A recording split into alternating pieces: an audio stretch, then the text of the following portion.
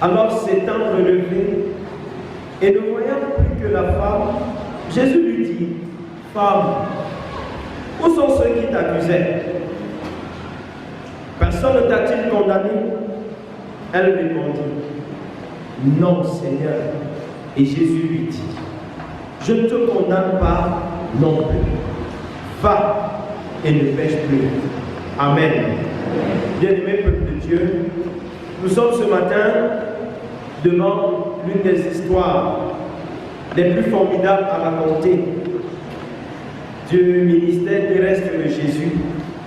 Et je sais que chacun de nous ici a déjà eu un élément sur ce récit, a déjà tellement reçu d'enseignements sur ce récit, a déjà même tiré des leçons de vie relatives à ce récit. Mais ce matin encore, le Seigneur notre Dieu, par le biais de cette parabole, de cette histoire, appuyée par la lettre de Paul aux Philippiens, nous invite encore à nous revoir, à nous examiner, à nous corriger même s'il le faut. Le récit de la femme adultère fait suite à ce que les théologiens ont appelé opinions diverses chez les Juifs sur la personne de Jésus-Christ. Jésus, en fait, a rendu ministère et a marqué les vies, mais son ministère ne cesse d'être l'objet de tellement de polémiques au milieu des Juifs et particulièrement au milieu de la classe des prêtres, notamment les pharisiens, les scribes et les sadducéens. Tous sont remontés contre lui. Tous sont amers contre lui et tous sont en colère contre lui. Cependant, quand il regarde à sa vie, il n'y a pas d'alibi ou de raison valable pour l'accuser et mettre la main sur lui. Mais le récit de Jean chapitre 8 nous fait croire d'entrée de jeu que les pharisiens et les scribes, qui depuis étaient en quête de pièges pour faire tomber Jésus, avaient enfin trouvé la leçon qu'ils utiliseront pour pêcher Jésus s'il était un poisson. Jésus a un projet, se rendre à la montagne des Oliviers. Mais avant d'y aller, il prend la peine de se rendre au temple pour enseigner la parole de Dieu.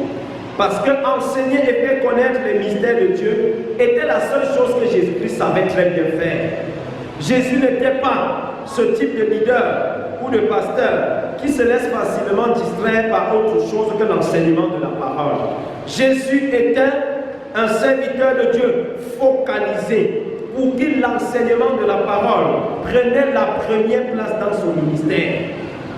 Pendant qu'il enseignait la parole, il est perturbé par deux catégories de prêtres chez les Juifs, les scribes et les pharisiens. Et je peux bien me poser la question, pourquoi les pharisiens ne sont pas venus seuls? Pourquoi avaient-ils besoin du secours des scribes? Les pharisiens, s'il faut regarder à l'épître de Paul aux Philippiens, on dira que c'était des légalistes. Et leur légalisme faisait en sorte qu'ils ne permettaient pas qu'un seul iota de la loi soit enfreint. Pour eux, le seul fait pour toi de porter atteinte à la loi faisait de toi un anathème qu'il fallait chasser même du temple. Ils ont, disent-ils, surpris une femme en flagrant délit d'adultère.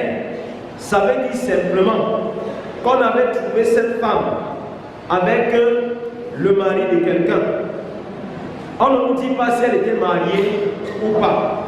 Mais ce qu'on sait, c'est que cette femme a été surprise en flagrant délit d'adultère. La Bible dit clairement, dans le décalogue, tu ne commettras point d'adultère. S'il faut s'en tenir à la loi, cette femme venait de faire quelque chose qui est condamnable. Et à cause de son péché, la loi prescrivait qu'une femme surprise en flagrant délit d'adultère soit lapidée. C'est-à-dire qu'on case celle-ci dans un coin, que chacun prenne une pierre jette sur elle jusqu'à ce que mort s'ensuive. Donc, logiquement, cette femme méritait d'être lapidée parce qu'elle a péché. Et la Bible dit que le salaire du péché, c'est la mort. Donc, c'était normal que cette femme soit tuée. Et les pharisiens, en tant que femmes légalistes, défenseurs de la loi, ne permettaient pas que la loi soit bafouée. Et ils ont fait appel aux scribes. Les scribes, en fait, étaient chargés d'interpréter, d'expliquer la loi. Donc, quand ils viennent avec les scribes, c'était afin que, si Jésus veut s'opposer à la loi, que les scribes expliquent la loi à Jésus-Christ pour amener Jésus à comprendre qu'il est contre la loi. Vous comprenez donc que quand on veut accuser les justes, tous les renforts sont permis. Toutes les ligues et les associations sont permises. Scribes et pharisiens s'étaient mis ensemble et ils étaient sûrs qu'ils avaient même déjà réussi leur coup.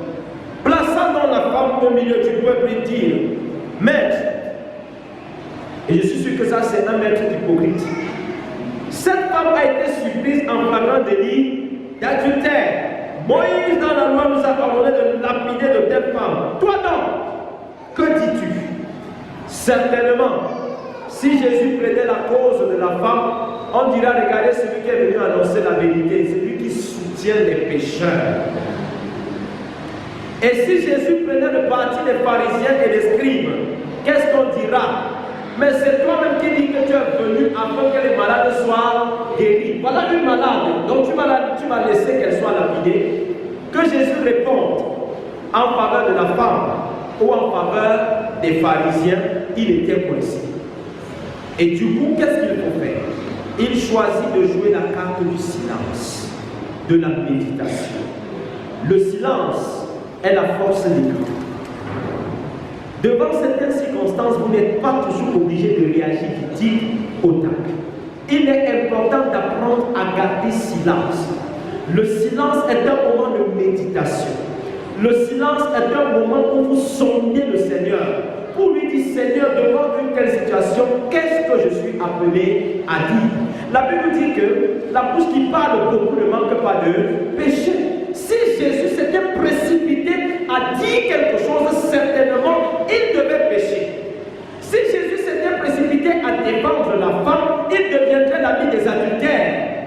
Si Jésus s'était précipité à défendre l'opinion des scribes et des pharisiens, Jésus serait devenu l'ami des pharisiens et pour le peuple ne serait pas différent. Mais Jésus a opté pour le silence. Et après avoir gardé son silence, la Bible nous enseigne ici au sujet de ce que le silence peut produire. Il y a des erreurs que certains enfants commettent à la maison et s'attendent à ce que papa ou maman vocifère ou prend peut-être le bâton pour le corriger, mais parce que papa ou maman a opté pour le silence, ça fait encore plus mal. Il y a même en entreprise des erreurs qu'il arrive que vous commettiez, vous attendez à ce que votre chef tempête, mais il choisit de se taire. Et parfois en secret, vous dites à vous-même: j'aurais préféré qu'il parle. Jésus ici a choisi de se taire. Et pendant qu'il se tait, il médite. Et après avoir médité, le Saint-Esprit lui donne une réponse formidable. Une réponse qui est devenue célèbre pratiquement. Que celui d'entre vous qui n'a jamais péché jette le premier la pierre contre elle. Et quand nous regardons aux scribes et aux pharisiens, nous voyons directement beaucoup de personnes parmi nous qui sont toujours prêts à condamner les personnes même sans comprendre pourquoi. Qui sont toujours prêts à juger. Et pourtant la Bible dit clairement que même Jésus, le sauveur du monde, est venu non pour juger et condamner, mais il est venu pour sauver. En fait, le récit de la femme adultère est une sorte de passage de témoin entre la loi et la grâce de Dieu. Ce récit nous enseigne que jusqu'à ce que Jésus vienne, la loi était en vigueur. Et Jésus est venu, dit-il, non pour abolir, mais pour accomplir la loi. Il est venu donner un sens à la loi. La loi qui ici voudrait que la femme soit condamnée. Mais qu'est-ce que la grâce dit? La grâce de Dieu s'est manifestée et s'est prononcée. Moi non plus, je ne te condamne pas. Qu'est-ce que Jésus-Christ veut nous enseigner ici? Qu'est-ce qu'il veut nous transmettre et nous communiquer comme un message? Jésus, après avoir dit aux scribes et aux pharisiens que celui d'entre vous, et à la foule bien sûr, que celui d'entre vous qui n'a pas péché jette le premier la pierre. Quand ils entendirent cela, la Bible dit, accusés par leur conscience, ils se retirèrent un à un. Chacun a commencé à voir dans son esprit ce qu'il a fait hier, ce qu'il a fait avant-hier, ce qu'il a fait l'année passée, ce qu'il a fait il y a 10 ans, ce qu'il a programmé faire. Et c'est pourquoi pendant que tu jettes la pierre sur l'autre, tu pointes le doigt accusateur sur l'autre, rassure-toi d'abord que tu es en règle avec le Seigneur. Et si tu n'es pas en règle avec le Seigneur, tu es la mauvaise personne désignée pour juger et condamner les autres. Celui qui peut juger et condamner, c'est celui qui a sauvé. Et c'est effectivement ce que Jésus voulait démontrer ici. Jésus voulait dire à cette foule de personnes, vous n'avez pas qualité pour juger et condamner cette femme. Et même si vous avez qualité pour juger et condamner cette femme, je crois et vous croyez aussi comme moi qu'on ne commet pas un péché seul, n'est-ce pas? On dit que cette femme a combien d'adultère? C'était quoi? Auto-adultère, n'est-ce pas? C'était pas adultère avec quelqu'un.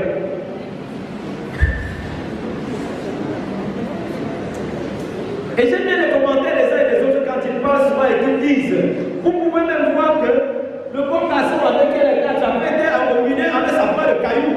Vous dites la puissance de cette femme, elle a péché. Vous savez avec moi que lorsqu'on met la main sur un bandit, ceux qui sont scellés souvent pour sa chute, c'est ses collègues de bandits.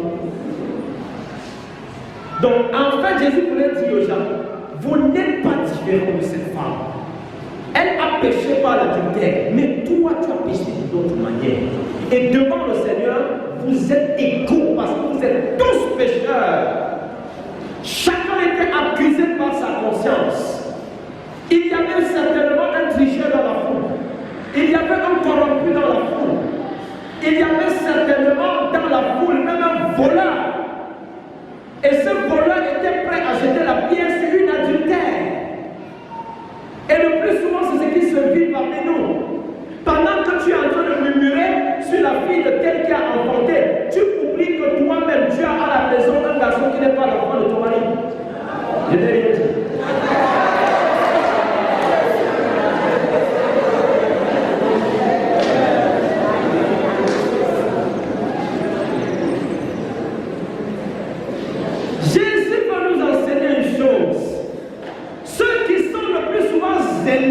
Pour accuser les autres, c'est ceux qui sont condamnables.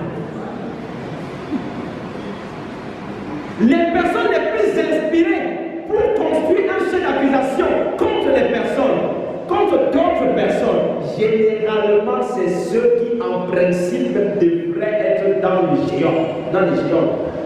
C'est ce que Jésus veut nous enseigner. Accusés par leur conscience, ils se retirèrent un à un. Et j'aime la suite. Depuis le plus âgé jusqu'au dernier. Le vieillard s'est rappelé qu'il a un péché qui date de 70 ans qu'il n'avait jamais géré. Chacun s'est retrouvé dans les péchés de sa génération.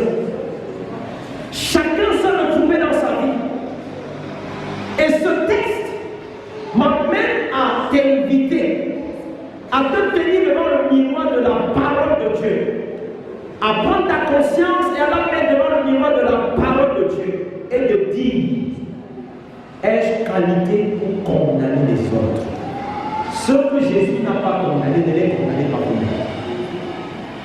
Il dit à la femme, moi non plus, je ne te condamne pas. En fait, Jésus ne veut pas dire à la femme qu'elle n'a pas péché.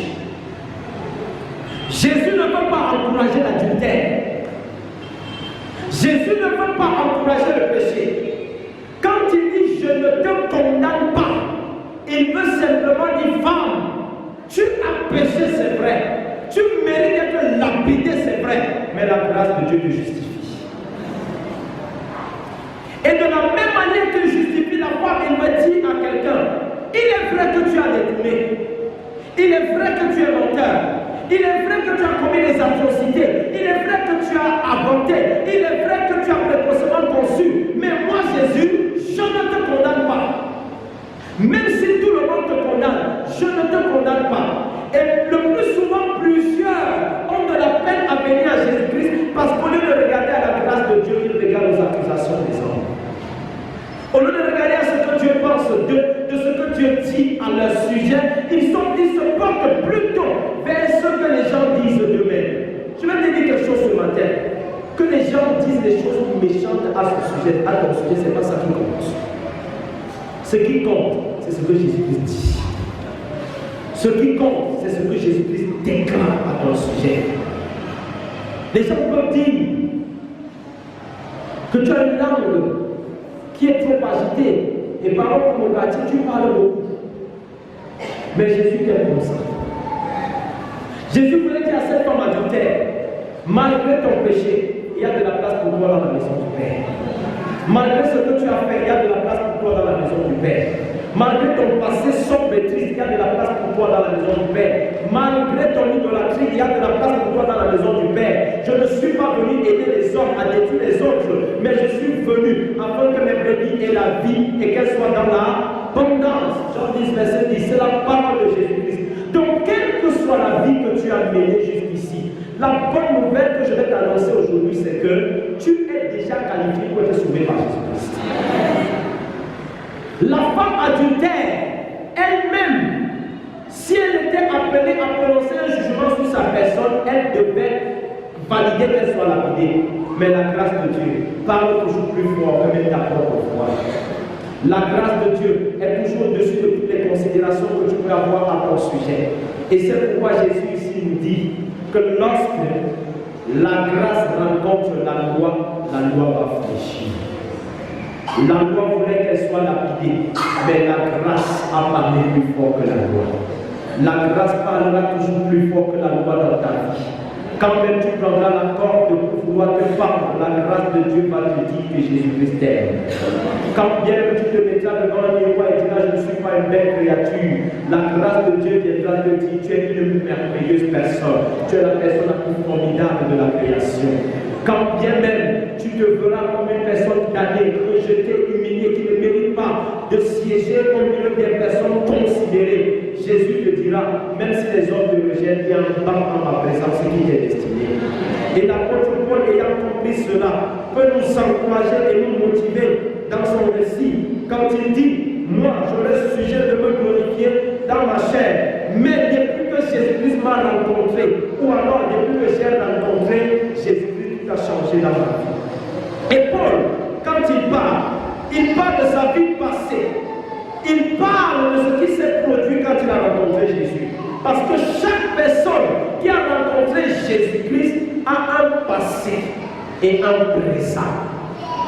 Le passé de Paul, c'était que lui, il dit, moi, circoncis le 8e jour de la race d'Israël, de la tribu de Benjamin, hébreu des hébreux, quant à la loi pharisienne.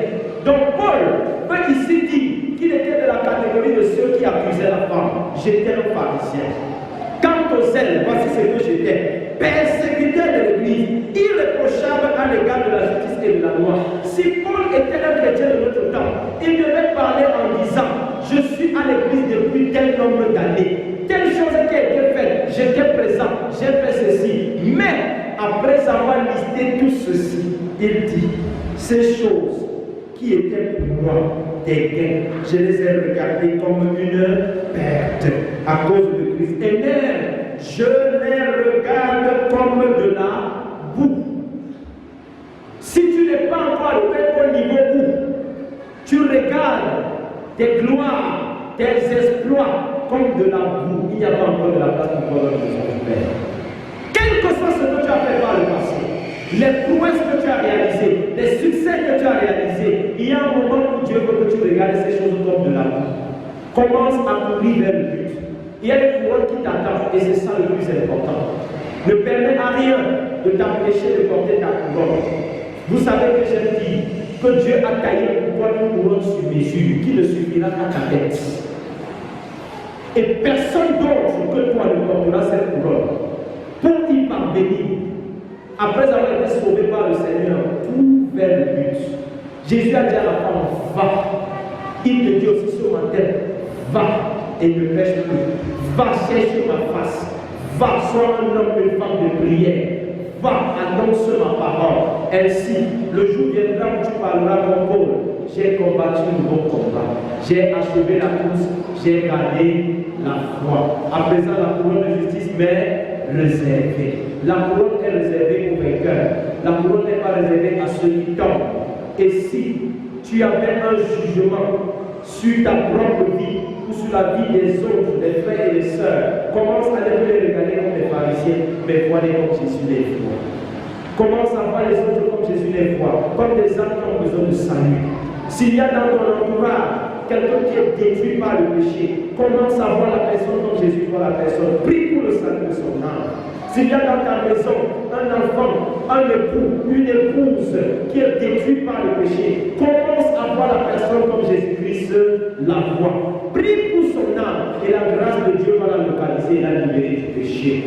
Que le Seigneur ce matin fasse de nous, non pas l'esprit des pharisiens, toujours prêts à lapider les autres, mais qui nous donne le cœur que Jésus-Christ a mis devant le pécheur, afin que l'humanité pécheresse soit sauvée et qu'un jour nous soyons, comme dit le cantique, parmi les phalanges qui loueront Dieu jour et nuit. Puisse l'Éternel bénir en nous l'écoute et la méditation de sa parole. Amen. Veuillons nous lever, frères et sœurs.